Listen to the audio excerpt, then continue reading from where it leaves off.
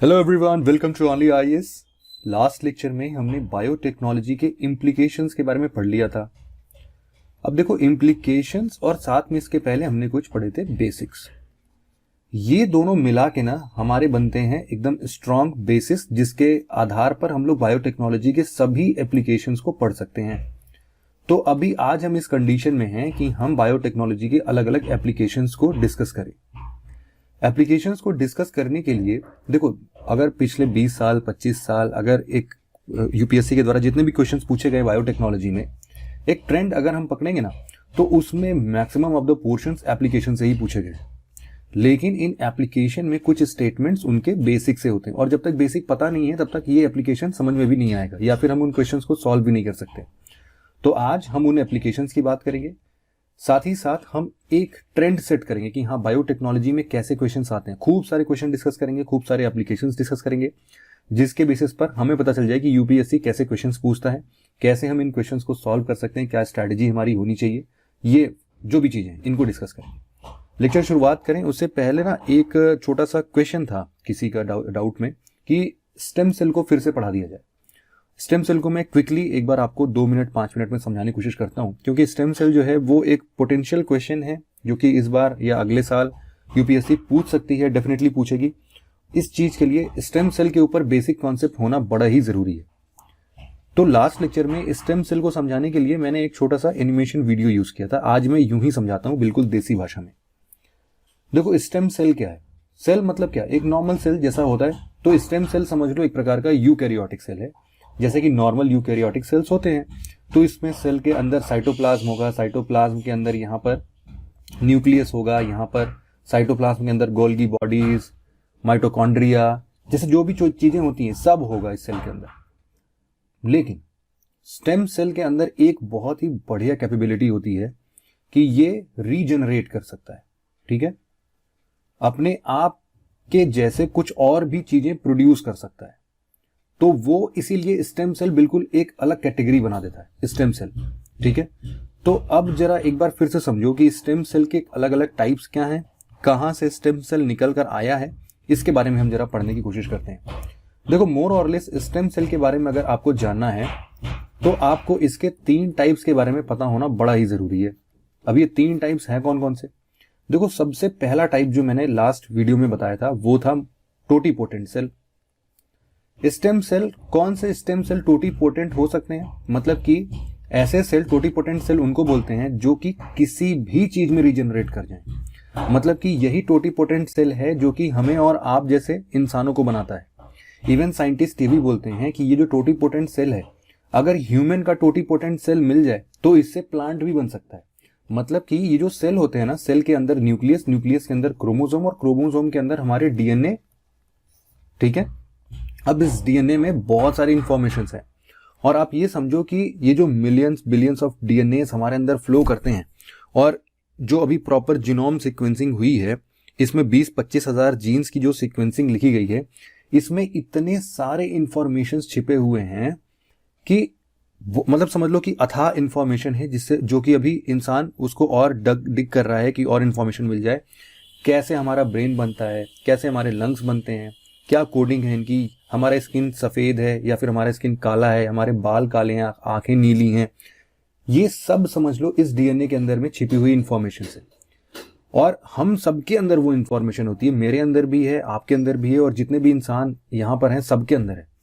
लेकिन बात ये होती है कि कौन से इंफॉर्मेशन हमारे बॉडी में रिफ्लेक्ट होते हैं, बाकी सारे सप्रेस हो जाते हैं। तो इवन हमारे बॉडीज के अंदर भी अगर आपकी आंखें ब्लैक हैं, तो ऐसा नहीं है कि आपके अंदर की जो डीएनए सीक्वेंसिंग है उसके अंदर ब्लू आईज होने के जीन्स नहीं है, वो भी हैं, बस वो सप्रेस हो चुकी हैं। ठीक है, तो इसीलिए टोटीपोटेंट सेल समझो किसी भी चीज में डेवलप हो सकता है। और ये सेल मिलेगा कहां पर, ये सेल देखो जब भी बिल्कुल पहला सिंगल सेल बनता है ना, जब एग और स्पर्म फर्टिलाइज होता है और एक सिंगल जाइगोटिक सेल बनाता है, ये एक सेल सिंगल सेल, तो ये जो जाइगोटिक सेल होता है ना, समझ लो यही टोटीपोटेंट सेल है, और ये कुछ भी बना सकता है। सोचो कि यही टोटीपोटेंट सेल होता है जो कि हमें और आप जैसे इंसानों को बना देता है। तो इसके अंदर कैपेबिलिटी है, ये कुछ भी चेंज हो सकता है, प्लांट्स में चेंज हो सकता है, एनिमल्स में चेंज हो सकता है, किसी में भी टोटीपोटेंट सेल चेंज हो सकता है, ऐसा साइंटिस्ट का मानना है। फिलहाल अभी ये सारी चीजें बहुत प्रैक्टिकल वे में पॉसिबल नहीं हो पाई हैं, बहुत सारी टेक्नोलॉजिकल एडवांसमेंट अभी भी बाकी हैं, लेकिन फिलहाल साइंटिस्ट ये बोलते हैं कि हाँ ऐसा भी पॉसिबल है। अब जैसे हम लोग बहुत सारी साईफाई मूवीज देखते हैं, हमने देखा हल्क को, देखा कि हल्क अचानक से बड़ा हो जाता है, या फिर हम देखते हैं कि ग्रूट को देखते हैं एवेंजर्स में कि वो पेड़ पौधे टाइप का कुछ है, लेकिन वो है इंसानों जैसा ही। इसके अलावा हम लोग बहुत सारे दूसरे सीरीज में देखते हैं, एक्समैन में देखते हैं कि बहुत सारे म्यूटेटेड लोग हैं जो कि अपने आप के बॉडीज को एक नया शेप दे सकते हैं। कोई ये वुल्वरीन वाला है जो कि अंदर से उसके हड्डियां निकलती थी। मतलब ये जो भी मॉडिफिकेशंस हैं, समझ लो वो सब कुछ पॉसिबल है इन स्टेम सेल की थ्योरी से। तो टोटीपोटेंट सेल का क्या मतलब हुआ? वो सेल, वो ऐसा स्टेम सेल जो कि किसी भी चीज में डेवलप हो सकता है, और वो कौन सा होता है? वो होता है जाइगोटिक सेल। ठीक है, इतनी बात समझ में आ गई। दूसरा जो टाइप है ना, वो होता है प्लूरीपोटेंट।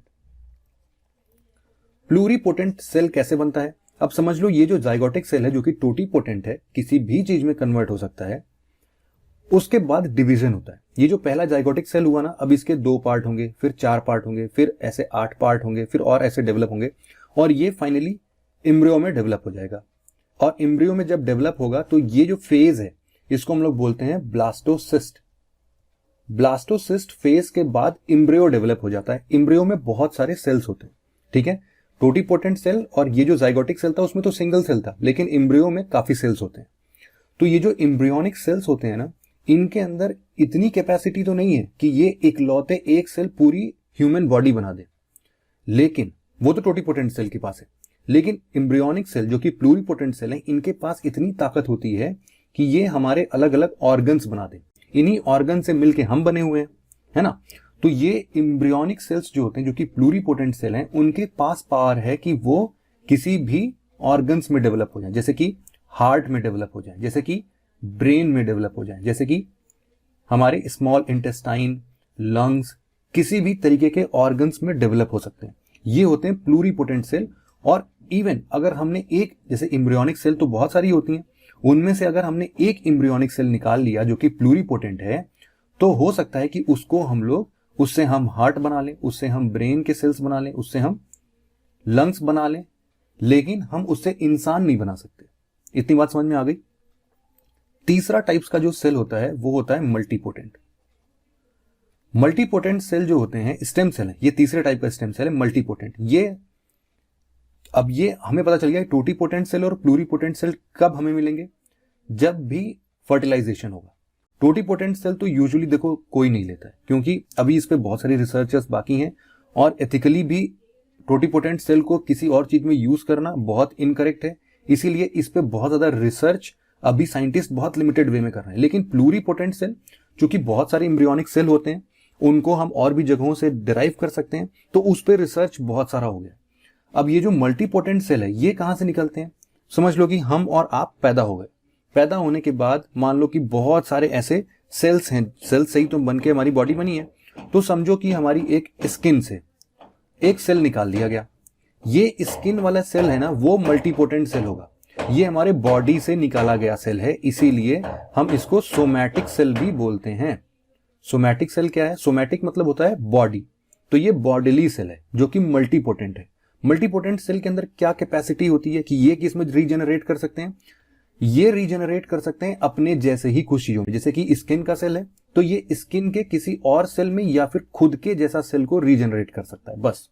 लेकिन ये जो मल्टीपोटेंट सेल होंगे, ये किसी भी पर्टिकुलर ऑर्गन्स में, दूसरे ऑर्गन्स में नहीं डेवलप हो सकता। अगर हार्ट का सेल है तो वो हार्ट के ही सेल में डेवलप होगा, ठीक है।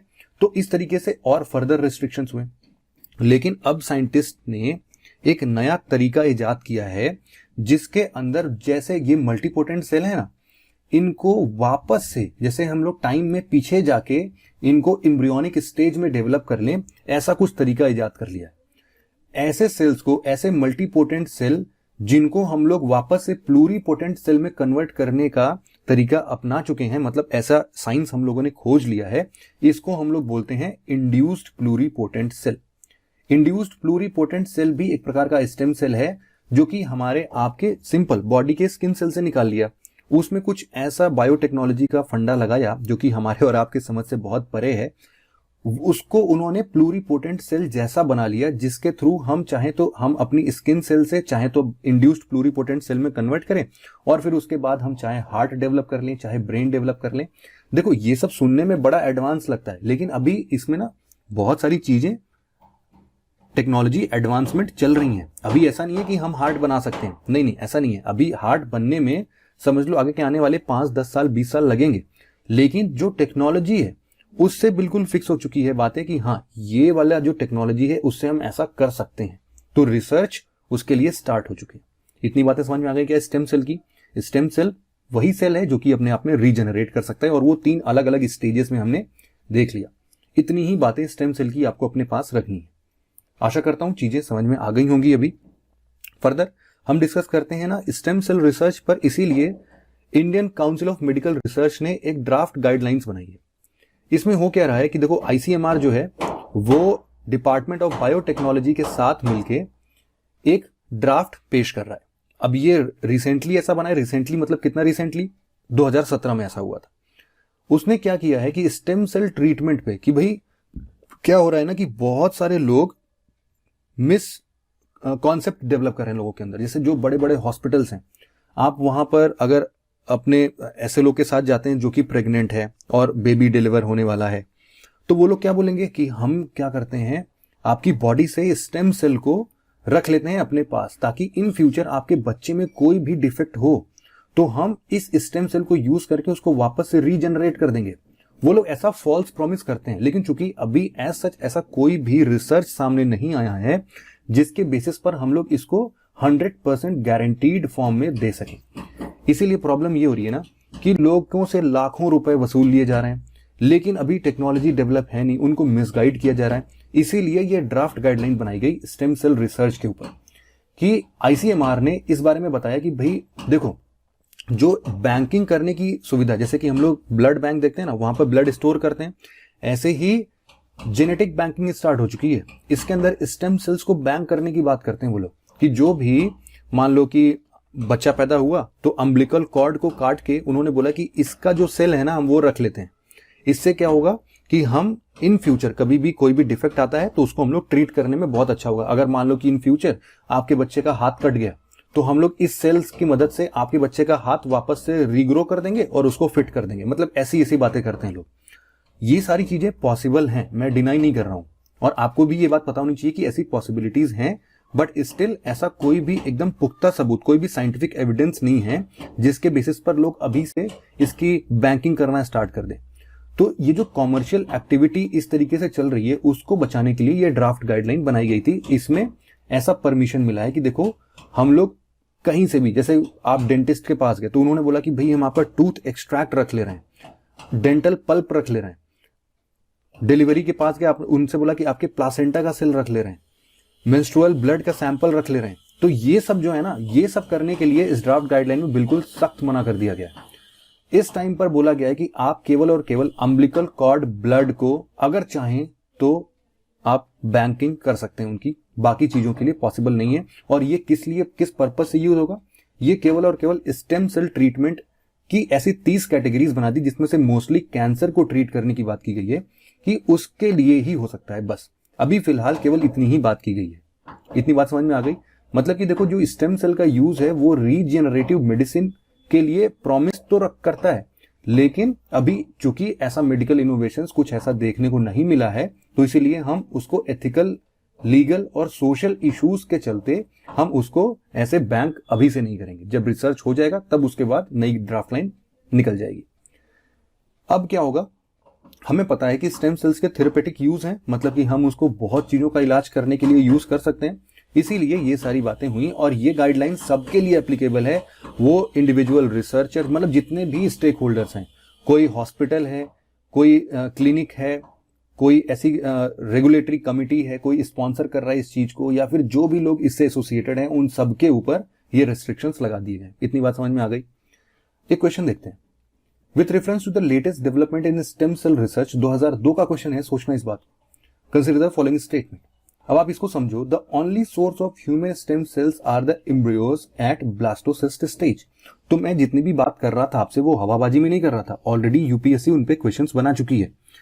तो ब्लास्टोसिस्ट स्टेज के बाद जो एम्ब्रियोज में स्टेम सेल्स डेवलप होते हैं केवल वही सोर्स है क्या? नहीं, हमने पढ़ा ये तो प्लूरीपोटेंट है, इसके अलावा हमने टोटीपोटेंट और मल्टीपोटेंट सेल्स को भी पढ़ा, तो पहला स्टेटमेंट गलत और इसी के साथ हमारा आंसर आ गया 3 और 4।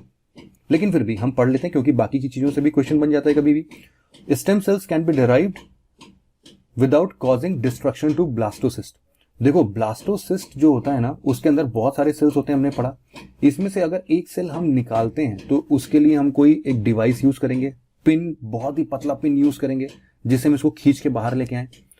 तो क्या उससे ब्लास्टोसिस्ट डिस्ट्रक्ट नहीं होगा? ऐसा हो ही नहीं सकता। हम उस ब्लास्टोसिस्ट को बिना डिस्ट्रक्ट किए हुए इंडिविजुअल स्टेम सेल्स नहीं डिराइव कर सकते, प्लूरिपोटेंट इंडिविजुअल स्टेम सेल्स नहीं डिराइव कर सकते, इसलिए ये स्टेटमेंट भी गलत होता है। Stem cells can regenerate themselves in vitro virtually forever, तो ये हो सकता है, रीजनरेट करते हैं वो लोग। Indian research centre also created few cell lines which can be developed into many types of tissues. तो हाँ, इंडियन रिसर्च सेंटर्स ने ऐसा बना लिया जो कि बाद में बहुत सारे टिश्यूज में डेवलप हो सकता है, लेकिन बस अभी ऐसा रिसर्च सामने आया है, इसीलिए थर्ड एंड फोर्थ स्टेटमेंट हमारे सही है। बात समझ में आ गई? 2012 में फिर से क्वेश्चन आया with reference to stem cells frequently in the news which of the following statements are correct. Stem cells can be derived from mammals only. अभी देखो मैमल्स ओनली, ये तो बात हो ही नहीं सकती ना। स्टेम सेल्स केवल मैमल से कैसे डिराइव होगा? हम तो जानते हैं कि स्टेम सेल्स तो किसी भी चीज से हो सकते हैं और इवन प्लांट के भी स्टेम सेल्स होते हैं, ठीक है। तो इसीलिए इसको काट दो। Stem cells can be used for screening new drugs. Obvious सी बात है, जो कि हम लोग क्या करते हैं ना, स्टेम सेल्स को हम लोग एक्चुअल में अभी जो हम लोग यूज कर रहे हैं, अभी का करंट सिनेरियो में आपको बता रहा हूं, वो लोग क्या करते हैं ना, स्टेम सेल्स को यूज करके मान लो कोई भी फुली फंक्शनल नहीं, मान लो ऐसा ईयर बना दिया, ठीक है, ईयर का ऐसा ही मान लो स्किन सेल को यूज करके उन्होंने कुछ ऐसा प्रिंटिंग विंटिंग करके ईयर बना दिया। तो ऐसा नहीं है कि ये सुन सकता है, ऐसा नहीं है, फंक्शनल नहीं होगा, लेकिन इस पे कुछ ना कुछ रिसर्च कंडक्ट हो सकते हैं, नए ड्रग्स का इसके ऊपर क्या असर है, ऐसी छोटी छोटी चीज बिल्कुल ये पॉसिबल है। तो stem cells can be used for screening new drugs, तो हाँ ऐसा हो सकता है। Stem cells can be used for medical therapies, तो ये भी सही है। तो देखो पहला ही जब गलत हुआ था तो हमारे पास समझ में आ गया कि भाई थर्ड स्टेटमेंट तो डेफिनेटली सही ही है, लेकिन दूसरा स्टेटमेंट भी सही है, तो 2 और 3 इज द करेक्ट आंसर। ये भी बात समझ में आ गई, ओके। अब ये बात आया है कि ह्यूमन एंटीबॉडीज को भी लैब में प्रोड्यूस किया जा सकता है। ये सब मैं क्यों पढ़ा रहा हूं? क्योंकि देखो यूपीएससी ना बड़ा ही बढ़िया ट्रेंड सेट कर चुकी है कि आपको अपने इर्द गिर्द हो रहे चीजों के बारे में अवेयरनेस चाहिए, जनरल अवेयरनेस चाहिए कि क्या चीजें हो चुकी हैं, क्या चीजें फ्यूचर में आने वाली है। इसके ऊपर अभी क्वेश्चन देखेंगे ना, तब आपको रियलाइज होगा कि इसका इंपॉर्टेंस क्या है। एंटीबॉडीज जो है वो ह्यूमन में, मतलब ह्यूमन एंटीबॉडीज को लैब में प्रोड्यूस कर लिया गया है। तो इन द फ्यूचर एग्जामिनेशन अगर कभी भी यूपीएससी आपसे ये पूछती है कि अभी साइंस इतना डेवलप हो चुका है कि ह्यूमन एंटीबॉडीज भी बन सकती हैं, लैब में बना सकती हैं, तो आप बोलोगे हाँ बिल्कुल बन सकती है और ऐसा हो भी चुका है। क्यों? एक्चुअल में मैं आपको समझाता हूं कि एंटीबॉडीज क्या है। देखो एंटीबॉडीज क्या होता है, इसको हम लोग इम्यूनोग्लोब्यूलिन्स, ये लिखा हुआ है, इसको पढ़ना, इम्यूनोग्लोब्यूलिन्स भी बोलते हैं। ये एक प्रकार का प्रोटीन है। जैसे कि हमने पढ़ा था कि हमारे डीएनए के अंदर बहुत सारे ऐसे इंफॉर्मेशन छिपे होते हैं जिनको प्रोटीन सिंथेसिस में यूज किया जाता है। इसमें क्या होता है, डीएनए का एक सीक्वेंस होता है, इसमें मैसेंजर आरएनए इसी कोड को उठाता है और वो बाहर ले जाता है, राइबोसोम्स इनके प्रोटीन बना देते हैं। तो ये तो हमारे बॉडी में ऑलरेडी फंक्शनड है, लेकिन क्या हम ऐसे प्रोटीन्स को लैब में भी बना सकते हैं क्या? ये तो हमारी बॉडी के अंदर ऐसे प्रोटीन्स बनते हैं ना। तो अब ये बोला गया, पहली बार साइंटिस्ट ने ऐसा बोला कि बिल्कुल बना सकते हैं। एक्चुअल में एंटीबॉडीज बनते क्यों है पता है आपको? बहुत बार क्या होता है कि हम अपने इन्वायरमेंट से बहुत सारे एंटीजेंस को अपने बॉडी के अंदर रिसीव कर लेते हैं। एंटीजेंस क्या होते हैं? हो सकता है कोई बैक्टीरिया हो सकता है कोई वायरस हो सकता है कोई फंजाई हो। ये सब ऐसी चीजें होती हैं जो कि हमारे बॉडी पे पॉजिटिव और नेगेटिव दोनों इंपैक्ट डाल सकती हैं। जब भी हमारे बॉडी के अंदर एंटीजेंस बनते हैं तो हमारे बॉडी में फटाक से एक सिग्नल आता है कि भाई एंटीजन आ गया है, अब इसके अगेंस्ट क्या करो, तुम लड़ने के लिए तुरंत के तुरंत एंटीबॉडीज बना दो। तो ऐसी एंटीबॉडीज से लड़ने के लिए, बैक्टीरिया, वायरस, फंजाई, इनसे लड़ने के लिए हमारी बॉडी एंटीबॉडीज सिंथेसाइज करती है फटाफट से। कैसे सिंथेसाइज करती है ये हमने ऑलरेडी पढ़ रखा है। कैसे कि प्रोटीन की सीक्वेंसिंग, मतलब प्रोटीन कैसे बनेगा, वही इंफॉर्मेशन कि जो भी एंटीजन आया है इसको मैसेंजर आरएनए इंटरप्रेट करता है, सॉरी मतलब कि ये जो डीएनए की सीक्वेंसिंग है वो सीक्वेंसेस से एक इंफॉर्मेशन निकल के आता है कि इससे लड़ने के लिए भाई ये वाली इंफॉर्मेशन है। मैसेंजर आरएनए ने तुरंत इस एंटीजन को पहचाना, तुरंत गई डीएनए के पास, डीएनए से वो कोड निकाला, कोड निकाल के तुरंत सेल के बाहर आई, राइबोसोम्स को पकड़ा और तुरंत के तुरंत एंटीबॉडीज प्रोटीन्स बना दिए। अब वो प्रोटीन क्या करेगा, इन एंटीजन से लड़ने के लिए तैयार रहेगा। मतलब कि हमारे बॉडी के अंदर पूरी एक सेना तैयार है और उसको ट्रेनिंग कौन देता है, ट्रेनिंग मिलती है उसको उस पर्टिकुलर इंफॉर्मेशन से, डीएनए के इंफॉर्मेशन से। और उनको ट्रेन कौन करता है, वो मैसेंजर आरएनए ट्रेन करता है कि भाई चलो मैं बनाता हूं तुमको।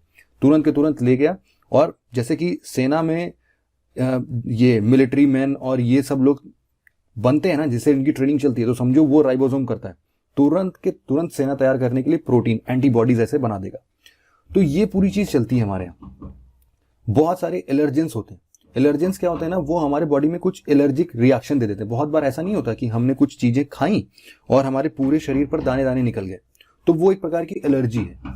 उस एलर्जी से लड़ने के लिए हमारी बॉडी खुद पे खुद एंटीबॉडीज बना के उसको ट्रीट कर देती है। आपने देखा होगा कि 1 दिन 2 दिन लगते हैं और वो जो दाने दाने निकले होते हैं वो अपने आप सही हो जाते हैं। कैसे सही हो जाते हैं, कोई जादू तो है नहीं, उसके अगेंस्ट बॉडी ने एंटीबॉडी बनाई और इसके चलते उसने फाइट किया और उसको फिर सही तरीके से समाप्त कर दिया। ठीक है, ये यूजुअली जो ऐसे एंटीबॉडीज होते हैं ना, वो वाई शेप के होते हैं। Y shape in the sense कि देखो जैसे पंखा होता है अपना, सीलिंग फैन, वैसा होता है कि ये किसी भी जगह पर चीजों को पकड़ सकते हैं, उसको इंगल्फ कर सकते हैं, खा सकते हैं, बाइंड कर सकते हैं, उसको नष्ट कर सकते हैं। इसीलिए इनका कुछ इस तरीके से 3 डायमेंशनल स्ट्रक्चर होता है। ठीक है, इतनी बातें आपकी जानकारी के लिए बहुत है। अब इसमें 2001 में क्वेश्चन पूछा गया कि एंटीजन क्या होते हैं। एंटीजन क्या हार्मफुल बैक्टीरिया को डिस्ट्रॉय करते हैं? नहीं, वो तो एंटीबॉडी करता है। Is use to treat poisoning? नहीं, ऐसा कुछ नहीं है। क्या हमारे बॉडी टेम्परेचर को कम करता है? बिल्कुल नहीं। या फिर हमारे एंटीबॉडी के फॉर्मेशन को स्टिमुलेट करता है? तो यही तो हमने पढ़ा कि एंटीजन क्या करते हैं, वो हमारे बॉडी में फटाक से एक सिग्नल भेजते हैं कि भाई चलो हम आ गए हैं, आक्रमण हमने कर दिया है, अब तुम फटाफट से एंटीबॉडी बनाओ। तो इसके चलते क्या होगा, डी आंसर करेक्ट है हमारा, सिंपल सा था। फिर देखो, चाइना ने अभी हाल फिलहाल की ऐसी न्यूज है कि उन्होंने ह्यूमन एम्ब्रियोज को जेनेटिकली म्यूटेटेड जो भी थी उनको सही कर दिया। जेनेटिकली म्यूटेटेड क्या मतलब है इसका? क्या होता है कि हमारी बॉडी म्यूटेशन करती है। म्यूटेशन एक नेचुरल प्रोसेस है जिसके बेसिस पर हमारा डीएनए का जो भी सीक्वेंसिंग है वो कभी कभी गड़बड़ हो जाता है। उसके छोटे से सीक्वेंसिंग में गड़बड़ होने से हमारी बॉडी के अंदर वो रिफ्लेक्ट होने लगता है, जिसके चलते हमें कुछ परेशानियों का सामना करना पड़ सकता है। तो मान लो कि हमारे पेरेंट्स थे जिनके अंदर कुछ जेनेटिक प्रॉब्लम्स थी, तो जब हम पैदा होने वाले थे, जब हम single cell, zygotic cell, embryonic cell इन सब में डेवलप हो रहे थे, तभी इस जेनेटिक म्यूटेशन का यूज किया गया। स्पेसिफिकली देखो, इन सब में हम लोग जाइगोटिक सेल का यूज करते हैं क्योंकि वो सिंगल सेल होती है। अगर हमने उसमें ट्रीटमेंट कर दी फिर तो वही बार बार डिवाइड होगा और फिर फुल्ली ग्रोन बॉडी हमारे आप जैसी बन जाएगी वो। तो उसमें हम लोग म्यूटेशन वाले जो भी सेल्स होते हैं उनको करेक्ट करने की कोशिश करते हैं। अभी जो सीक्वेंसिंग हमने इजाद की है, मतलब कि ह्यूमन जीनोम सीक्वेंसिंग हो चुकी है ना, तो इसमें क्या होता है कि जितने भी सीक्वेंसिंग है उसको हमने नोट कर लिया है। हमें पता है कि पर्टिकुलर प्रॉब्लम अगर आ रही है इसमें, तो इसका सही वाला वर्जन कौन सा है। ठीक है, तो इसीलिए हम लोग उसको चेंज करके ये वाली सीक्वेंसिंग इंटर करते थे। तो वही क्रिस्पर कैस9 वाला जो टेक्नोलॉजी हम यूज नहीं कर रहे थे, लास्ट लेक्चर में हमने पढ़ा था, जो जीन एडिटिंग टूल था, समझ लो सिंपल सा उसी का एक एप्लीकेशन है, जो कि हाँ फंक्शनली ये बात पे रिसर्च हो चुका है कि क्रिस्पर कैस9 जो है ये ट्रीट करने के लिए बिल्कुल फंक्शनल है और इसने बिल्कुल सक्सेसफुली ह्यूमन एम्ब्रियोज में ऐसी डिफिशियंसी को खत्म कर दिया है। ठीक है, इतनी बात समझ में आ गई। इसमें क्या हुआ था, शुरुआत में इन्होंने एक चूहे पर ऐसा कुछ किया था। चूहा जो था शुरुआती तौर पर, जो उसके पेरेंट थे चूहे के, वो ना डेफ थे, सुन नहीं पाते थे। तो उनको पता चला कि भाई ये जो है TMC1 टाइप का एक जीन है जिसके वजह से डेफनेस और अच्छा खासा सुनने की क्षमता आती है। तो इन्होंने जो सही वाला चूहा था उसका TMC1 जीन निकाला और दूसरा जो अफेक्टेड था TMC1 जीन जो सुन नहीं पाता था उससे उसको रिप्लेस कर दिया। इसके चलते उन्होंने जो नया चूहा पैदा हुआ उसके बाद उस एम्ब्रियोनिक सेल से उस जाइगोटिक सेल से, तो फिर क्या हुआ, उसके अंदर डेफनेस वाली प्रॉब्लम नहीं थी। सेम सिमिलर तरीके से इन्होंने अब ह्यूमन एम्ब्रियोस पर भी सेम एक्सपेरिमेंट कर दिया। ठीक है, जीनोम की जो हम बात कर रहे थे वो एक्चुअल में फिर से मैं आपको रिवाइज करा देता हूं कि जीनोम क्या होता है। जीनोम समझ लो हमारा डीएनए का पूरा एक कंप्लीट सेट है, उसको बोलते हैं जीनोम। सभी इंफॉर्मेशन इसी के अंदर में होती है और लगभग लगभग हमारे अंदर 3 बिलियन डीएनए बेस पेयर्स होते हैं। 3 बिलियन, कभी कभी मैं बोलता हूँ कि 20,000 से 25,000 होते हैं, कभी 3 बिलियन होते हैं। तो ये क्या मतलब है? देखो, एंटायर जीनोम की हम बात करते हैं तो एंटायर जीनोम जो होता है वो 3 बिलियन डीएनए बेस पेयर से मिलके बना होता है, ठीक है। और ऐसी जो सीक्वेंसिंग होती है ना, वो वैसी होती है 20 से 25,000। समझ में? मतलब कि हमारे बॉडी में हर एक सेल के अंदर तो जीन्स होंगे ना, और सोचो कि एक ही सेल के अंदर पता नहीं कितने सारे क्रोमोसोम्स होंगे, पता नहीं कितने सारे, मतलब 46 होंगे, 23 पेयर्स ऑफ क्रोमोसोम, उन सब क्रोमोसोम पे जीन्स मिलेंगे। इस तरीके की जीनोम सीक्वेंसिंग होती है। तो ओवरऑल देखा जाए तो ये 3 बिलियन डीएनए बेस पेयर्स होते हैं, उनकी सीक्वेंसिंग होती है टोटल, ठीक है। जीन साइलेंसिंग टेक्निक क्या है? समझ लो, एक सिंपल सा फंडा है जिसमें हम लोग जो भी फॉल्टी या फिर म्यूटेटेड जीन का सीक्वेंस है उसको स्विच ऑफ कर देते हैं। सिंपल सी बात है। वो थोड़ा बहुत इधर साउंड हो रहा है, मैं उसको अवॉइड नहीं कर पा रहा हूँ, बहुत देर से हो रहा था, मैंने बहुत वेट किया कि ये लोग शांत हो जाएं, बट चूंकि ये लोग शांत नहीं हो रहे थे तो मैंने कहा चलो कोई नहीं, पढ़ाना तो है ही, आपका भी लॉस हो रहा है तो थोड़ा सा इसको आप लोग भी कॉप अप कर लेना। इतना आप कर लोगे, मुझे बहुत अच्छे तरीके से पता है। कॉन्सेंट्रेट करो पढ़ाई पर, ये सब आवाज तो आती रहती है, कोई दिक्कत नहीं। तो देखो, जीन साइलेंसिंग टेक्निक में मैंने क्या बताया कि जो भी फॉल्टी जीन्स होती है ना, उनको ये लोग साइलेंट कर देते हैं, ठीक है। ये बोलते हैं साइलेंट हो जाओ वरना मैं वायलेंट हो जाऊंगा। और इसके चलते क्या होता है, ये साइलेंट करते हैं, उसको स्विच ऑफ कर देते हैं। सिंपल सी बात है। ये जेनेटिक मॉडिफिकेशन के दूसरे फॉर्म का कुछ तरीका है। जीन साइलेंसिंग में क्या होता है, देखो हमने 2 चीजें पढ़ी थी। हमने पढ़ा था कोई भी जीन अगर प्रोटीन सिंथेसिस करती है तो उसमें 2 टाइप्स की चीजें, 2 प्रोसेस होता है। एक होता है ट्रांसक्रिप्शन और एक होता है ट्रांसलेशन। पढ़ा था हमने। ट्रांसक्रिप्शन का क्या मतलब होता है, जैसे कि प्रेस्क्रिप्शन होता है ना, हम लोग जब जाते हैं तो डॉक्टर के पास, तो डॉक्टर क्या हमें प्रेस्क्रिप्शन देता है कि भाई ये लो दवाई लो, ये दवाइयां खा लेना। उसी तरीके से ट्रांसक्रिप्शन होता है। ट्रांसक्रिप्शन मतलब क्या है कि इस जीएनए की सीक्वेंसिंग है तो कॉन्टिन्यूअसली ऐसे 6 फीट लंबा होगा ही। अब इसमें से एक पर्टिकुलर सेक्शन जो है वो ही इस प्रोटीन को सिंथेसाइज करेगा, उतना ही इंफॉर्मेशन चाहिए हमको इस प्रोटीन को सिंथेसाइज करने के लिए। तो मैसेंजर आरएनए जो होता है वो इस पर्टिकुलर सीक्वेंसिंग को तोड़ के, अब चूंकि देखो क्या होता है ना कि अगर हमें आधा भी मिल गया तो भी हमारा काम हो जाता है, क्योंकि हमने एक पैटर्न बिल्कुल फिक्स कर रखा है कि अगर ए है तो उसके साथ क्या जुड़ेगा, क्या चार हमने देखा था ना, 4 ऐसे सीक्वेंसिंग के वो होते हैं, बेस पेयर्स होते हैं जिनका नाम था ATGC, ठीक है। तो देखो जो हमारा A है वो हमेशा T के साथ पेयर करेगा, T हमेशा A के साथ पेयर करेगा, C हमारा G के साथ पेयर करेगा, G हमारा C के साथ पेयर करेगा।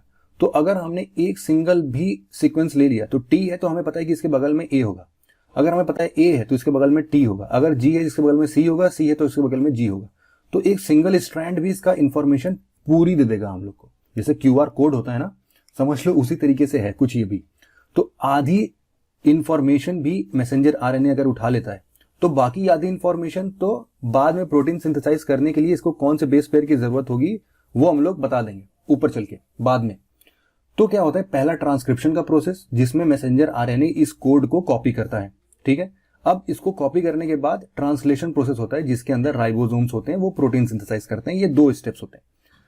जीन साइलेंसिंग में क्या होता है कि पहला स्टेप ट्रांसक्रिप्शन तो ज्यों क्या त्यों होता है, मतलब कि हमने डीएनए में कोई भी छेड़छाड़ नहीं की, तो जेनेटिक मॉडिफिकेशन हमने नहीं किया।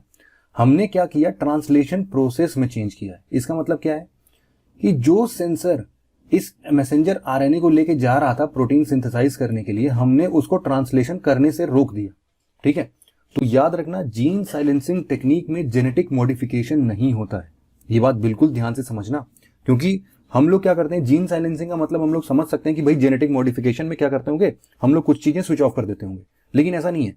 हम लोग स्विच ऑफ कहां पर कर रहे हैं उस चीज को समझो। हम लोग डीएनए मॉडिफिकेशन नहीं कर रहे हैं, जेनेटिक मॉडिफिकेशन नहीं कर रहे हैं। हम लोग क्या कर रहे हैं, मैसेंजर आरएनए जब प्रोटीन सिंथेसाइज करने के लिए पूरा प्रोसेस अपनाता है ट्रांसलेशन के अंदर में, हम लोग कुछ ऐसा सेंसर उसको दे देते हैं ना जिससे कि वो प्रोटीन सिंथेसाइज करना ही बंद कर जाती है, ठीक है। तो ये कब होता है, जब ट्रांसलेशन होता है। याद रखना इस चीज को, दोनों स्टेप्स बहुत इंपॉर्टेंट है, ट्रांसक्रिप्शन और ट्रांसलेशन। यही सेम केस हुआ है अभी हाल फिलहाल में अपने यहां के मूंगफली के केस में, ग्राउंड नट के केस में। इसमें क्या किया गया, 2 स्मॉल आरएनए मॉलिक्यूल्स को रिसर्चर ने क्या किया कि 2 नए स्मॉल आरएनए मॉलिक्यूल्स को अपने हिसाब से बनाया, डिजाइन किया, और उनको भेज दिया। जब मैसेंजर आरएनए जा रहा था ना, उसकी जगह पर उसको उनसे लड़वा के और ये वाला आरएनए मॉलिक्यूल भेज दिया। तो एक तरीके से समझ लो कि राइबोसोम को बेवकूफ बनाने वाली काम है इसमें। इसमें क्या है कि आरएनए, मैसेंजर आरएनए जो लेके जाता है इन्फॉर्मेशन, जैसे बीच में बाबू लोग क्या करते हैं, फाइल को जब ट्रांसफर करते रहते हैं हम लोग एक दफ्तर से दूसरे दफ्तर में, तो वो लोग चीजों को घेर बदल कर देते हैं ना। समझ लो वही वाला दिमाग लगाया गया यहाँ पे कि जब मैसेंजर आरएनए बढ़िया अपना इन्फॉर्मेशन लेके राइबोसोम के पास जा रहा था कि भैया ये वाली प्रोटीन बना देना आप, तो बीच में उस बाबू को घूस दे दिया गया, बोला गया ये वाली फाइल चेंज कर देते हैं। समझ लो वही मैसेंजर आरएनए को कुछ नए तरीके से याद किया हमने, आरएनए मॉलिक्यूल्स को उनको भेज दिया उसकी जगह, और वो एकदम समझ लो बेवकूफ टाइप के आरएनए थे। उनको पता ही नहीं प्रोटीन कैसे सिंथेसाइज करते हैं, तो राइबोसोम के पास जाके भी वो लोग कुछ नहीं उखाड़ पाएंगे क्योंकि उससे प्रोटीन ही सिंथेसाइज नहीं होगा। ये बात समझ रहे हो। अब हर बार देखो क्या होता है कि प्रोटीन हमारा ना फायदेमंद ही नहीं होता है, कुछ टॉक्सिक भी होते हैं। जैसे कि मूंगफली के केस में एफ्लाटॉक्सिन, ये अफलातून टाइप का जो टॉक्सिन था, टॉक्सिक मटेरियल था, वो क्या करता था ना, चीजों को बर्बाद करता था। ये आप देखोगे कि यही सेम चीज कॉर्न में भी पाया जाता है, एफ्लाटॉक्सिन। और कुछ इस तरीके से ग्राउंड नट्स में ये लोग ना परेशान करते हैं मतलब ये कुछ ऐसी प्रोटीन्स होती हैं जो कि अगर बन गई समझ लो पूरी की पूरी प्लांट में फंगस लग जाएगा, ठीक है, कुछ इस प्रकार की। तो इसलिए एफ्लाटॉक्सिन बनना नहीं चाहिए। इसलिए साइंटिस्ट ने क्या किया ग्राउंडनट केस में कि उस फंगल जीन्स में जीन साइलेंसिंग टेक्निक का इस्तेमाल कर लिया, ठीक है, नया आरएनए मॉलिक्यूल्स को भेज के उसको बेवकूफ बना दिया कि प्रोटीन कुछ और सिंथेसाइज हो रहा है। जरा ये क्वेश्चन सॉल्व करना। इन द कॉन्टेक्स्ट 2016 का क्वेश्चन है, in the context of development in the bioinformatics the transcriptome sometimes seen in news refers to. Transcriptome आज तक पढ़ा है? नहीं पढ़ा है, मैंने भी नहीं पढ़ा है, लेकिन मुझे पता है कि ट्रांसक्रिप्शन टाइप का कुछ होता है जो कि बायोटेक्नोलॉजी में हमने पढ़ा था। ट्रांसक्रिप्शन क्या करता है, देखो जरा इधर, ट्रांसक्रिप्शन क्या कर रहा है, मैसेंजर आरएनए को बना रहा है कि नहीं बना रहा है। तो हमें बस इतना ही तो पता करना था। अब ट्रांसक्रिप्टोम क्या होता है हमको क्या पता क्या होता है, यहां से पढ़ लो, अगर ऑप्शन लग पाता है इतने इंफॉर्मेशन से, बेसिक इंफॉर्मेशन दिया तो सब जीनोम एडिटिंग से ही रिलेटेड है, लेकिन हमें खोजना है एमआरएनए वाला option. A full range of mRNA molecules expressed by an organism, यही ट्रांसक्रिप्शन प्रोसेस होगा, इसी में ट्रांसक्रिप्टोम बोल देते होंगे इसको, जो भी मैसेंजर आरएनए मॉलिक्यूल्स का फुल रेंज होता होगा। सिंपल सा है, हमें बस पता होना चाहिए बेसिस, उसके बेसिस पर बहुत सारे क्वेश्चंस सॉल्व हो जाते हैं। इसीलिए मैंने बोला कि दो प्रोसेस को बिल्कुल ध्यान से पढ़ना, ट्रांसक्रिप्शन और हमने दूसरा क्या पढ़ा था, ट्रांसलेशन, ठीक है, ट्रांसक्रिप्शन और ट्रांसलेशन दो टाइप्स पढ़ना। अब ग्राउंड नट में हुआ क्या था मैं आपको बताता हूं। इक्रीसैट मतलब कि international crops research institute for the semi arid topics, Hyderabad में ये है, इन्होंने एक जीन साइलेंसिंग टेक्निक इजाद की थी जिससे कि हम लोग एफ्लाटॉक्सिन कंटैमिनेशन को रोक सकते हैं। तो वही क्या होता था, एफ्लाटॉक्सिन एक ना फंजाई से डेवलप होता था, एस्परजिलस फ्लेवस और एस्परजिलस पैरासिटिकस। अब ये नाम नहीं याद हो पाते हैं तो कोई टेंशन नहीं है, इसमें सिंपल सी यही बात है कि इन्होंने एक तो जीन साइलेंसिंग मेथड इस्तेमाल किया और दूसरा क्या किया कि इन्होंने दो अल्फा अल्फा के जीन्स यहां पर इंट्रोड्यूस कर दिए। मतलब दोनों टाइप से हो सकते हैं। एक देखो हम लोग ग्राउंड नट क्रॉप में दोनों चीजें हम लोगों ने अपनाया, एक तो जेनेटिक मॉडिफिकेशन किया। जेनेटिक मॉडिफिकेशन में हमने कौन सा तरीका अपनाया कि हमने दूसरा, ये देख रहे हो ये है अल्फा अल्फा, दूसरा पेड़ है, ग्राउंड नट से कोई रिश्ता नहीं है इसका, लेकिन इसके जीन्स हमने निकाले जो कि इसके अंदर ये कैपेसिटी थी कि ऐसे फंगल इन्फेक्शन और उसके ग्रोथ को ये प्रिवेंट करता है, इसके अंदर ये कैपेसिटी है अल्फा अल्फा प्लांट के अंदर। तो हमने इसकी वही वाली जीन निकाल के जो अल्फा अल्फा प्रोटीन सिंथेसाइज करने की सीक्वेंसिंग थी उससे इस वाले को रिप्लेस कर दिया। उसके बाद जो भी सीड्स डेवलप होती थी तो वो भी अल्फा अल्फा टॉक्सिक रेसिस्टेंट होती थी, अरे सॉरी ये अफ्लाटॉक्सिन टॉक्सिक रेसिस्टेंट होती थी कि उसमें अफ्लाटॉक्सिन नहीं होगा। तो ये तो जीन मॉडिफिकेशन की टेक्निक हो गई, लेकिन साथ ही साथ साइंटिस्ट ने दूसरा तरीका भी अपनाया जिसके अंदर हम लोग जीन साइलेंसिंग टेक्निक यूज करते हैं। इसमें जीन को बिना मॉडिफाई किए हुए मैसेंजर आरएनए में छेड़छाड़ करके उसको बेवकूफ बना के हम लोग इसी तरीके से भी एफ्लाटॉक्सिन के प्रोडक्शन को से बच सकते हैं। ठीक है, दोनों बातें समझ में आ गई।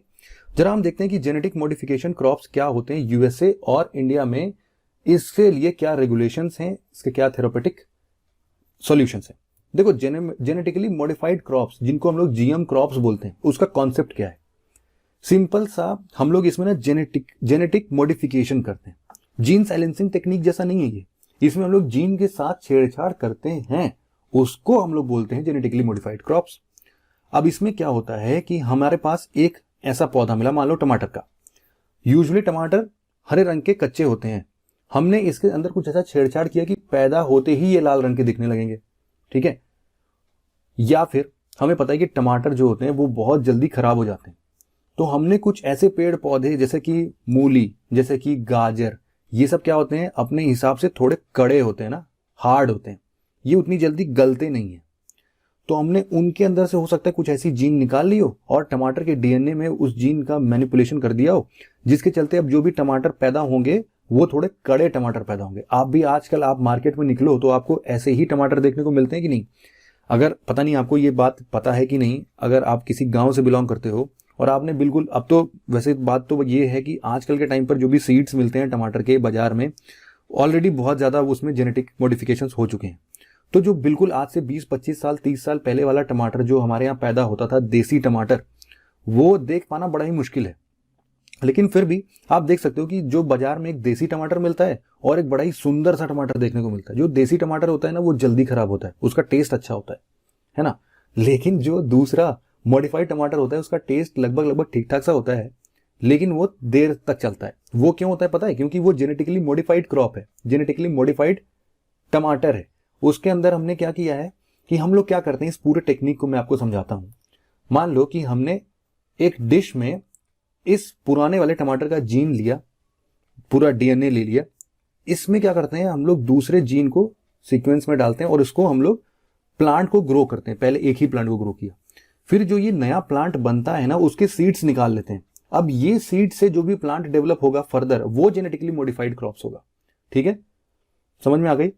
हम लोग क्या करते हैं कि हम लोग एक पहले पुराने वाले प्लांट का टिश्यू निकालते हैं, उसके अंदर हम लोग दूसरे प्लांट के जीएनए सीक्वेंसिंग, जिसको में चेंज करना है, जिसको में मॉडिफाई करना है, उसको इंसर्ट करते हैं। फिर उससे पूरा नया पौधा बनाते हैं। टमाटर का पूरा पौधा एक बार हमने बना लिया।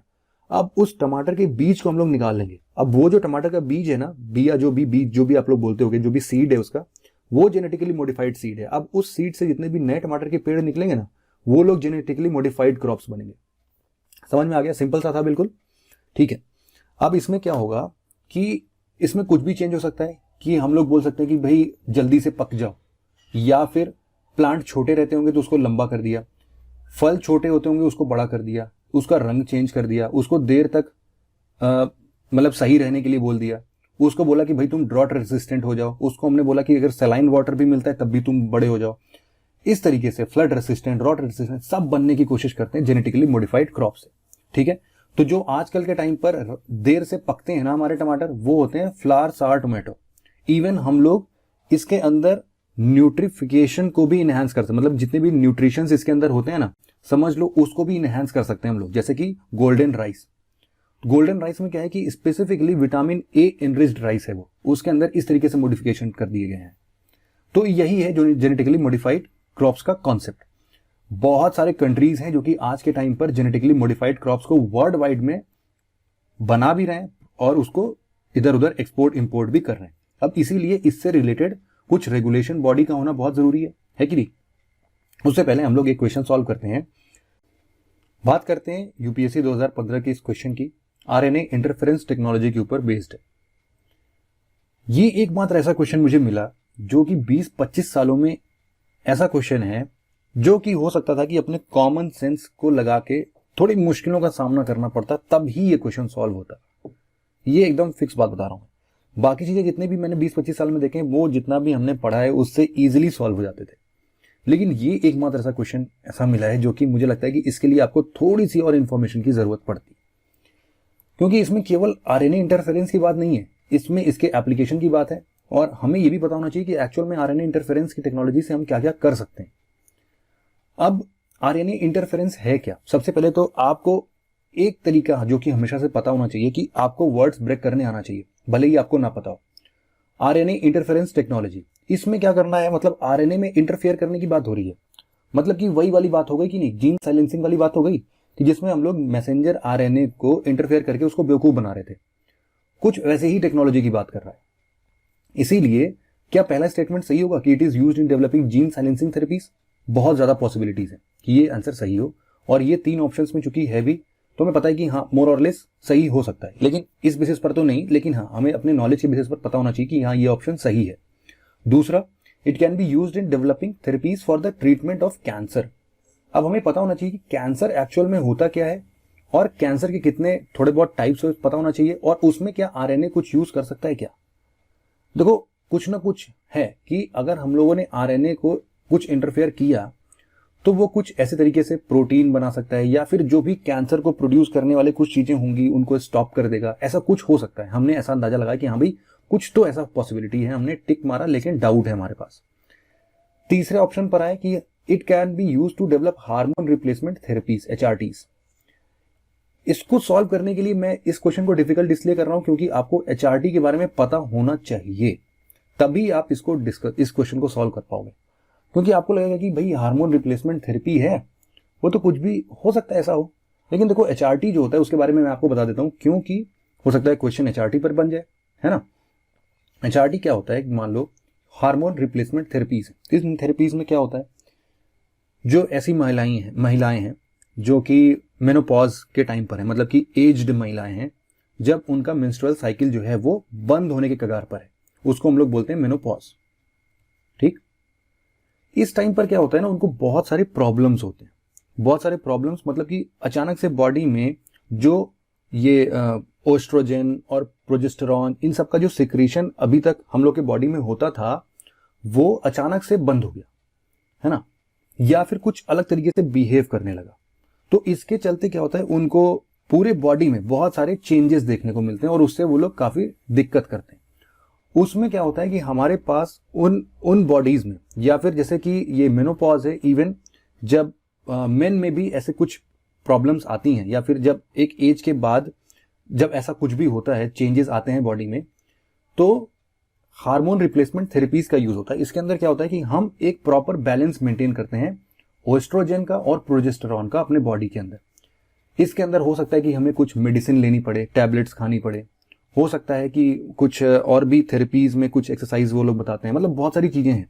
तो हार्मोन रिप्लेसमेंट थेरेपी जो है ना, वो जीन से रिलेटेड या फिर इन सब के म्यूटेशन या फिर कुछ प्रोटीन सिंथेसाइज करना, इन सब से बहुत परे है, मतलब कोई भी कनेक्शन नहीं है HRT में। इसीलिए ये स्टेटमेंट गलत है। और जैसे ही हमने पकड़ा कि ये स्टेटमेंट गलत है तो हमारे दो ऑप्शंस एलिमिनेट हो गए। हमारे पास बचे दो ऑप्शन, सब पूरा का पूरा डिपेंडेंट है सेकंड ऑप्शन पर, कि हमें पता चल गया भाई चौथा तो बिल्कुल सही है, it can be used to produce crop plants that are resistant to viral pathogens. तो ऐसा हो सकता है क्योंकि चौथा स्टेटमेंट अब हमारे पास बिल्कुल सही है, तो हम इसको समझेंगे कि वायरल पैथोजेंस रेसिस्टेंट ऐसा क्रॉप प्लांट हम प्रोड्यूस कर सकते हैं। क्योंकि जीन साइलेंसिंग में अभी हमने क्या पढ़ा, ग्राउंड नट के सिचुएशन में पढ़ा कि नहीं, कि हम लोग किसी भी बाहर के ऐसे वायरल पैथोजेंस को रोक सकते हैं। तो चौथा स्टेटमेंट तो सही होना ही था। अगर हमने चौथा स्टेटमेंट भी पढ़ा होता तो भी हम इस बेसिस पर दो स्टेटमेंट्स तो हमारे पढ़े हुए आए थे, 1 और 4 यहां पर भी है, 1 और 4 यहां पर भी है। थर्ड स्टेटमेंट को अगर पता है तो एलिमिनेट कर सकते थे। सेकंड स्टेटमेंट में हमें चूंकि लग रहा था कि हाँ ये सही हो सकता है, तो आपको टिक करके आना चाहिए था 1, 2 और 4, क्योंकि आप चूंकि दो ऑप्शंस को एलिमिनेट कर चुके थे तो आपके पास ए ऑप्शन टिक करके आना चाहिए था। लेकिन फिर भी एक टफ चॉइस होता है ये, मैं ये बोल रहा हूँ, एग्जामिनेशन हॉल में इतना दिमाग नहीं लगता है, फिर भी कोई बात नहीं। आप एक और क्वेश्चन देखो कि with reference to the agriculture in India, how can technique of genome sequencing often seen in news can be used in the immediate future. कि भाई ये जीनोम सीक्वेंसिंग की टेक्निक है क्या, इसको एग्रीकल्चर रेफरेंस में कैसे हम लोग यूज कर सकते हैं। पहला स्टेटमेंट है कि genome sequencing can be used to identify genetic markers for disease resistant and drought tolerance in various crop plants. तो बिल्कुल बात तो सही है ना, कि जो भी डिसीज रेसिस्टेंट मार्कर्स होते हैं, मार्कर्स, जेनेटिक मार्कर्स क्या है पता है आपको। जेनेटिक मार्कर आप ऐसा समझो कि जैसे हम लोग कुछ चीजों को हाईलाइट करते हैं, कुछ इंपॉर्टेंट चीजें होती है ना हमारे टेक्स्ट में, हम जब उसको अंडरलाइन करते हैं तो हमें क्या समझ में आता है कि हाँ ये वाली चीज हमें वापस से पढ़नी है। उसी तरीके से जो भी इंपॉर्टेंट चीजें होती हैं उसको हम लोग मार्क कर लेते हैं जीन्स में। जीन की सीक्वेंसिंग करते टाइम पे, जीनोम सीक्वेंसिंग करते टाइम पर हम उन चीजों को मार्क करते हैं। अच्छा यहां से यहां तक का है, इसका मतलब है कि प्लांट के अंदर फ्लड रेसिस्टेंट वाली बातें आ सकती हैं। तो ऐसी कुछ चीजें, तो क्या हम लोग ऐसे वेरियस क्रॉप प्लांट को बना सकते हैं, डिसीज रेसिस्टेंट बना सकते हैं। तो बिल्कुल ऐसे जेनेटिक मार्कर्स को आइडेंटिफाई कर लेंगे। अगर उसमें कोई भी प्रॉब्लम है तो जिस प्लांट के अंदर इस ऐसी कैपेसिटी है उसकी जीन्स को यहां पर लाके चेंज कर देंगे, तो वो जीनोम सीक्वेंसिंग का फायदा होगा। तो पहला स्टेटमेंट तो सही है। 3 स्टेटमेंट हमें मिल गए, एक एलिमिनेट हो चुका है। This technique helps in reducing the time required to develop new varieties of crop plant. तो क्या हम लोग जल्दी राइप करा सकते हैं उसको? बिल्कुल करा सकते हैं, ये भी सही है। तो हमारा ऑप्शन तो आ गया कि 1, 2 और 3 ये आंसर। फिर भी थर्ड देख लेते हैं। It can be use to decipher the host pathogen relationship in crops. तो डेफिनेटली जो भी प्रॉब्लम्स हैं उनके रिलेशनशिप्स को हम ट्रेस करते हैं और फिर उसके बेसिस पर भी हम लोग क्रॉप्स को अलग अलग वेरियस आप बोल सकते हो डिसीजेस या फिर जो भी उनके ऊपर हमले होते हैं ना किन्हीं किसी चीजों, फंगस का आ गया, इन सब से बचा सकते हैं। तो बिल्कुल बचा सकते हैं, तीनों स्टेटमेंट से सही है। चीजें सिंपल है, आसान है। फिर नेक्स्ट आता है रेगुलेशन डिवाइडेड इन 2 कैटेगरीज। जो हम अभी रेगुलेशन की बात कर रहे थे ना कि हम जीन सीक्वेंसिंग को या फिर इन सभी चीजों को हम लोग एक जगह से दूसरी जगह, एक कंट्री से दूसरे कंट्री में जब हम लोग ऐसे प्लांट्स जेनेटिकली मॉडिफाइड क्रॉप्स को बढ़ा रहे हैं, भेज रहे हैं, तो उसके लिए कुछ रेगुलेशन होना चाहिए। हम देखते हैं कि यूएसए और इंडिया में कैसे कैसे ये दोनों कैटेगराइज होते हैं। यूएसए की अगर बात करें तो यहां पर एक इन्वायरमेंटल प्रोजेक्शन एजेंसी है।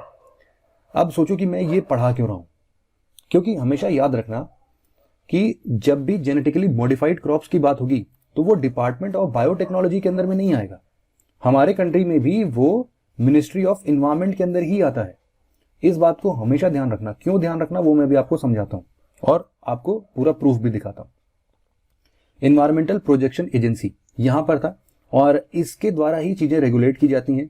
जो कौन से टॉक्सिन ऐसे हैं जो कि सेफ हैं, कौन से टॉक्सिन हैं जो कि जिसका हार्मफुल इंपैक्ट पड़ सकता है ह्यूमन हेल्थ पर, एनिमल हेल्थ पर, कौन से एलर्जेनिक हैं, कौन से नहीं हैं, कौन से फॉरेन प्रोटीन को हम सिंथेसाइज कर रहे हैं वो हमारे लिए फायदेमंद है, कौन, ये सारी बातें कौन देखता है? यहां पर इन्वायरमेंटल प्रोटेक्शन एजेंसी है यूएसए की, वही देखती है।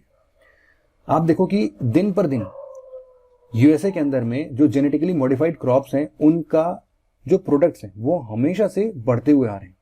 1996 से लेकर 2014 की बात की जाए तो पता नहीं कितने एकड़्स ऑफ लैंड हैं जो कि अब जेनेटिकली मॉडिफाइड क्रॉप्स को उगाते हैं और इन्हीं को भेजते भी हैं। इसीलिए इन सब में रेगुलेशन करना इंपॉर्टेंट था।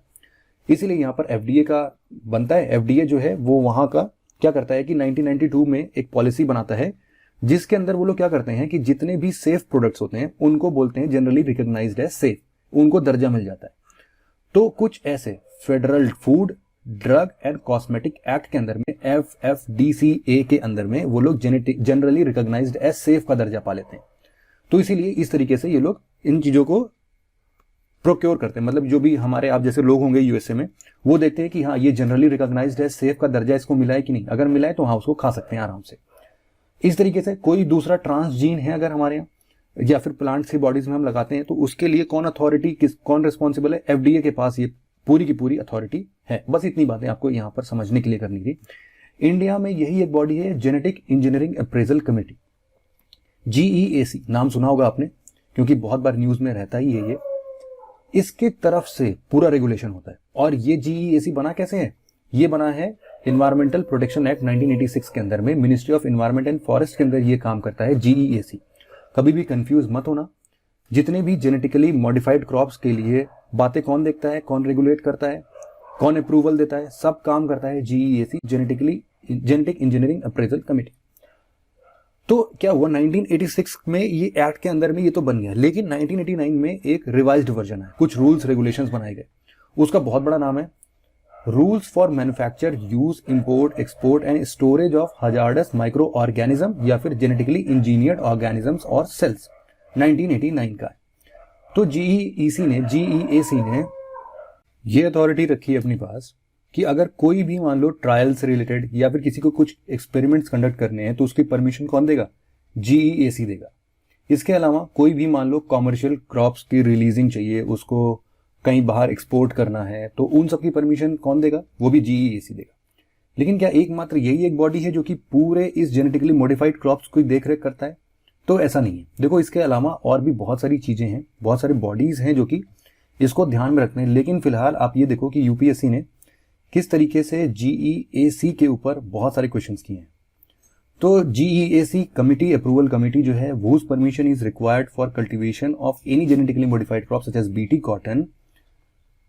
तो ये किस मिनिस्टर के अंदर में आता है? तो सिंपल सा बात था, इन्वायरमेंट एंड फॉरेस्ट के अंदर में आता है। ये हमने देखा 2003 में, लेकिन मन नहीं भरा। 2015 में फिर से क्वेश्चन पूछा इन्होंने, जेनेटिकली इंजीनियरिंग अप्रेजल कमेटी किसके अंडर में कॉन्स्टिट्यूट किया गया है? तो अभी हमने पढ़ा इन्वायरमेंटल प्रोटेक्शन एक्ट 1986 के अंदर में। तो इस तरीके से आपको चीजें कहाँ कहाँ याद करनी है, यूपीएससी कहाँ कहाँ से क्वेश्चन बना लेता है पुराने वाले क्वेश्चन से ही, आपको ये ट्रेंड थोड़ा सा देखना पड़ेगा। हम बात कर रहे थे कि जीईएसी के अलावा और कौन कौन से बॉडी होती हैं। तो देखो जीईएसी को तो बाद में, जैसे एक्चुअल में क्या था ना कि पहले ये जेनेटिक इंजीनियरिंग अप्रूवल कमेटी थी, बाद में इसका नाम 2013 में जेनेटिक इंजीनियरिंग अप्रेजल कमेटी कर दिया गया। इसके अंदर क्या है कि गवर्नमेंट के अंदर देखो दोनों चीजें हैं, मिनिस्ट्री ऑफ एनवायरमेंट के अंदर भी कुछ चीजें चलती हैं और डिपार्टमेंट ऑफ बायोटेक्नोलॉजी के अंदर भी कुछ चीजें हैं। तो ऐसे कुछ बॉडीज हैं जो कि दोनों के अंदर में, और दोनों मिलजुल के, ऐसे आप जिस तरीके से मैप बन रहा है, आप देखो कि सब एक दूसरे से रेगुलेट करते हुए ऐसे जेनेटिकली मॉडिफाइड क्रॉप्स की कितना उनको rules regulation research and development में उनको अगर इंस्पेक्ट करना है, इन्वेस्टिगेट करना है, कुछ हार्मफुल पनिशमेंट्स देने हैं, उन सब के लिए आप इन सभी बॉडीज को एक साथ क्लब करके पढ़ सकते हो। तो रूल्स ऑफ 1989 जिसके बारे में भी हम पढ़ रहे थे ना, बहुत बड़ा सा नाम था उसका, उन्होंने 5 कंपिटेंट अथॉरिटीज का नाम दिया।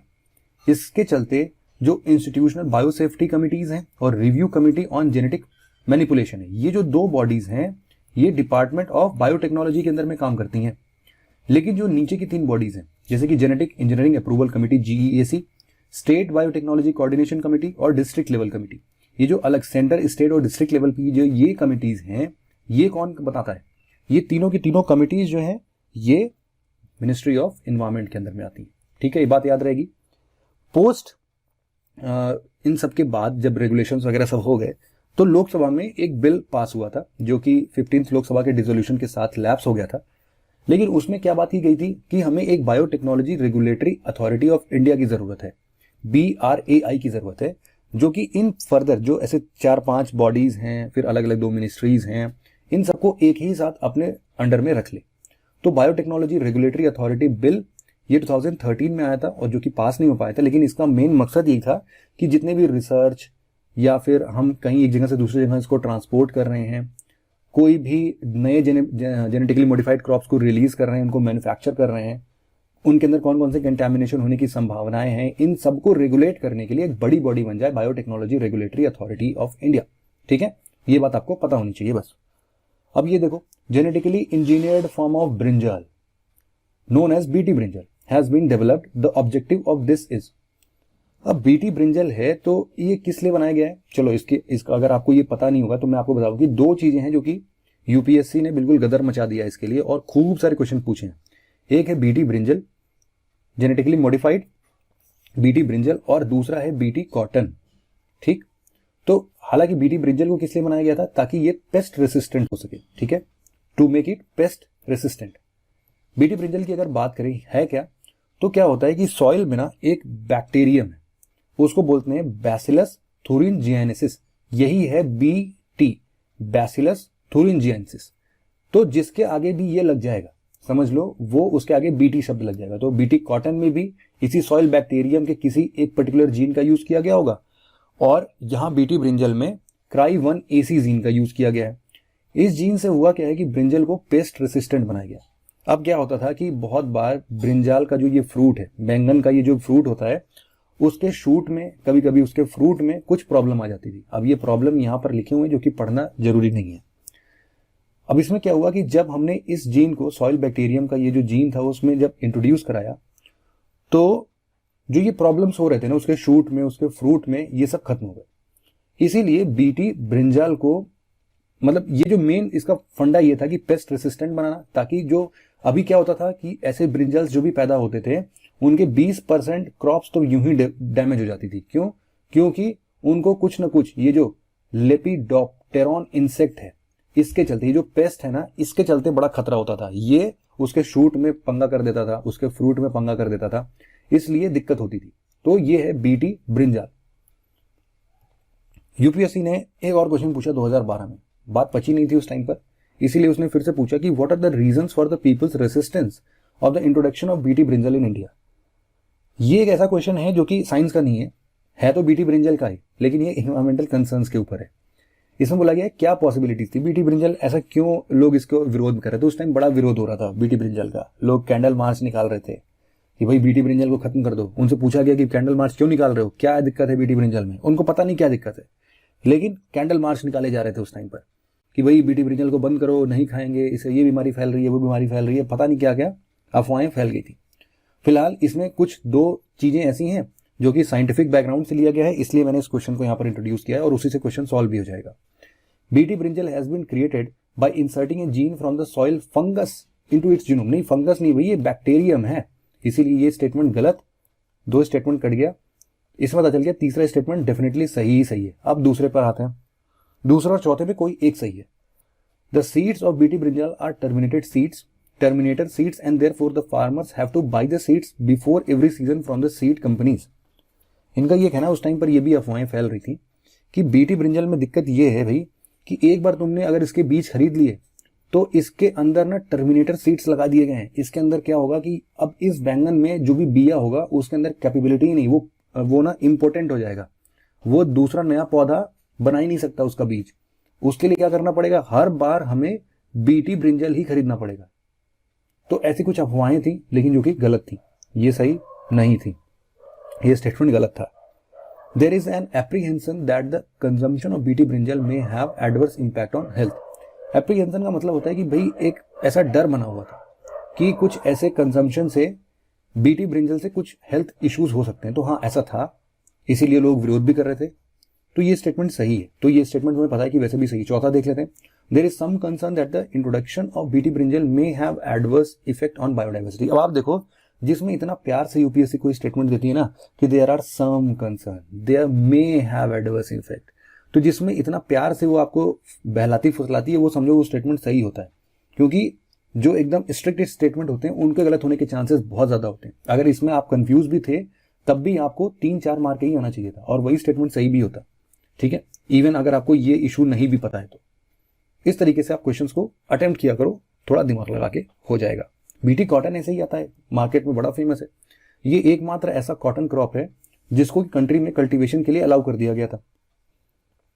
इसमें क्या है, सेम वही बीटी लगा है तो बैसिलस thuringiensis का कुछ है, तो उसमें क्राई 1AC था, इसमें क्राई 1AB और क्राई 2BC कुछ होगा, इन लोग का कोड वगैरह, दो जीन्स के कोड हैं, उनको इंट्रोड्यूस कर दिया गया बीटी कॉटन में। क्यों किया गया है, यहां पर एक ना प्रोटीन था जो कि इनको परेशान कर रहा था, वो था पिंक बॉल वॉर्म, असली नाम है हीलियोथिस बॉल वॉर्म। तो इसके अटैक से बड़ा परेशान था, पूरा का पूरा कॉटन की फसल ही खराब हो जाती थी, कुछ कॉटन नहीं निकलता था। इसके लिए, इसको रेसिस्टेंट बनाने के लिए, इस टॉक्सिन से लड़ने के लिए जेनेटिकली मॉडिफाइड क्रॉप का यूज किया गया बीटी कॉटन के अंदर में। ठीक है, तो कमर्शियल रिलीज हुआ था इसका 2002 में, तो उसी टाइम पर खूब सारे क्वेश्चंस भी बनते थे, जैसे कि 1999 से ही ये बात स्टार्ट हो चुकी थी। तो अब insect resistant transgenic cotton has been produced by inserting BT gene. तो ऐसे बात है क्या, हाँ तो बात सही है। The BT gene is derived from A bacterium, दोनों सही है ना, करेक्ट एक्सप्लेनेशन भी है, इसीलिए इसको हम लोग ट्रांसजेनिक बोल रहे हैं, सॉरी इसको हम लोग बीटी बोल रहे हैं क्योंकि बैक्टीरियम से निकाला गया, बैक्टीरियम thuringiensis से, तो सॉरी बैसिलस thuringiensis से। तो both A and R are true and R is the correct explanation also. तो पहला स्टेटमेंट जो है वो उसका सही हो जाएगा। इसके बाद दूसरा स्टेटमेंट है कि insect resistant cotton plants have been genetically engineered by inserting a gene from 2000 में पूछा, पिछले साल पूछा था, लेकिन फिर से मन नहीं माना, दिल है कि मानता नहीं, तो अब क्या किया, बैक्टीरियम वाला क्वेश्चन पूछ लिया। अभी फंगस वाला क्वेश्चन भी पूछेगा जिसमें बीटी ब्रिंजल की क्वेश्चन होगी। पता नहीं कितने क्वेश्चन इन्होंने पूछे। एक्चुअल में ये जो बीटी कॉटन था, ये यहाँ पर मैंने लिखा भी हुआ है कि एक कंपनी थी मोनसैंटो, उन्होंने इसको डेवलप किया था, यूएस जायंट बायर था मोनसैंटो, उसके द्वारा डेवलप किया गया था। तो उसी के बारे में ये क्वेश्चन, उसके बारे में इनफैक्ट नहीं है, उन्होंने खुद ही बता दिया कि एक अमेरिकन मल्टीनेशनल कंपनी है मोनसैंटो। अगले साल फिर पूछा, देखो 99, 2000, 2001 लगातार पूछे जा रहे हैं ये लोग। Monsanto has produced insect resistant cotton variety, जो कि इंडिया में ट्रायल वगैरह चल रहे हैं। इसमें एक टॉक्सिक जीन का यूज किया, टॉक्सिक जीन से लड़ने के लिए one of the following bacteria का यूज किया गया। कौन सा है वो, हमको सबको पता है बीटी है वो, बैसिलस thuringiensis। तो ये सेकंड वाला ऑप्शन इसका B is the correct answer. फिर एक क्वेश्चन पूछा कि other than resistant to pest, अब क्या हुआ कि बीटी वीटी का जमाना चला गया, अब 2012 और उसके बाद के बेसिक से क्वेश्चन पूछना है। फिर जेनेटिकली इंजीनियर्ड प्लांट है, उनका क्या मतलब है। लेकिन अब ये क्वेश्चन चकमा क्यों दे रही, और मैंने अभी थोड़ी देर पहले जो आपको ये बताया था कि आपको ये पता होना चाहिए कि आपके इर्द गिर्द चीजें चल क्या रही हैं, तो वो उसका एक बेहतर एग्जांपल यहां से देखो। पूछा गया है कि other than resistant to pest what are the prospects for which genetically engineer plants have been created. इसके ऊपर कोई भी ध्यान नहीं देता है। पूछा गया है जिसको ऑलरेडी क्रिएट कर लिया गया है वो बताओ, जो आगे भविष्य में किया जाना होगा उससे हमें कोई मतलब नहीं है। अब इसीलिए, और ऑप्शंस भी ऐसे हैं कि जिसने इसको नहीं पढ़ा उसने लगा के आया 1 2 3 4 चारे करेक्ट, जबकि हैं 1 2 4। क्यों? क्योंकि जो इसका थर्ड स्टेटमेंट है, to enable them to grow and do photosynthesis in spaceship and space station, कि ऊपर जो स्पेस स्टेशन चल रहे हैं हमारे स्पेसशिप्स हैं, वहां पर भी फोटोसिंथेसिस में कुछ पंगे ना आए, इसीलिए हम लोग ऐसे भी प्लांट्स को ग्रो कर चुके हैं। ऐसा नहीं है अभी, ऐसा 2012 तक क्या 2020 तक ऐसा नहीं हुआ है। तो ये स्टेटमेंट गलत था उस टाइम पर। हाँ, ऐसा किया जा सकता है लेकिन अभी तक हुआ नहीं है, it has not been yet created, तो इसीलिए ये स्टेटमेंट गलत हो जाता है। बाकी क्या है कि ड्रॉट रेसिस्टेंट हाँ है, न्यूट्रिटिव वैल्यू को इंप्रूव करना हाँ है, शेल्फ लाइफ को इंप्रूव कर सकते हैं, कर सकते हैं।